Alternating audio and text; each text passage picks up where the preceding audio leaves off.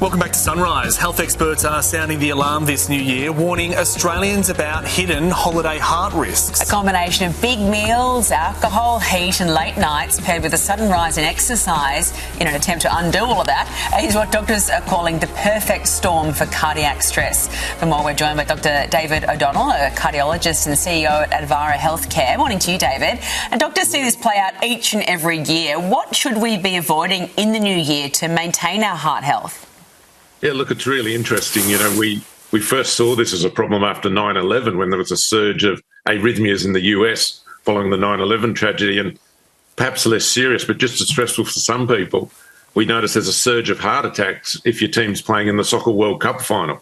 And in Australia, we see that clustered around the Christmas New Year period. And as you mentioned, it's multifactorial. It's overindulgence. It's disruption of our normal habits. And it's a really important time to take a step back and say, what can we do to improve our healthy heart habits?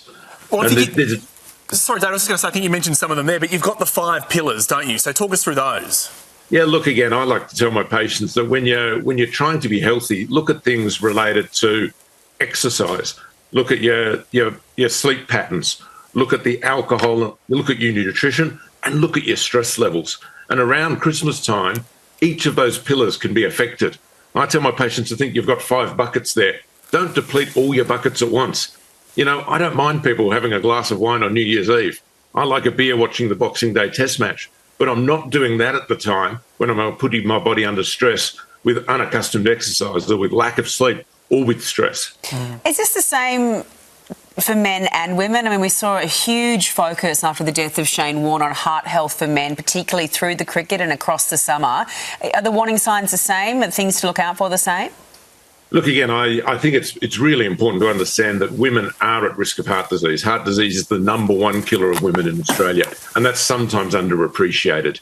There are different presentations in men and women, and cardiologists need to be as aware of that as the general public. You know, the Heart Foundation's been talking about this for years, and the Shane Warne legacy. My friends at Heartbeat of Sport have been fantastic about raising awareness. But what's really clear is we're not doing the screening we should be doing. Heart disease should be treated like cancer. We should be looking for it. And your cardiologist can do some pretty simple, non-invasive tests that tell you, do you have problems in your arteries? Because it's those artery problems that cause heart attack and stroke.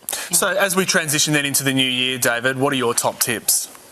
Look, I think the most important thing is to exercise. For me, exercise is the best drug we have for heart health. But don't go out there and do your first 10-kilometre run on a 40-degree day.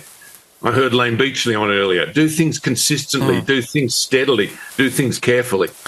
And if you're over 45, if you've got risk factors for heart disease, get yourself checked out. Go see a cardiologist and see if you have heart disease before you do too much. Well, David, we don't want to stress your heart out, and we do know that you're a cricket lover, and we've just got that breaking news that Usman Khawaja has retired, so I hope you're going to be okay.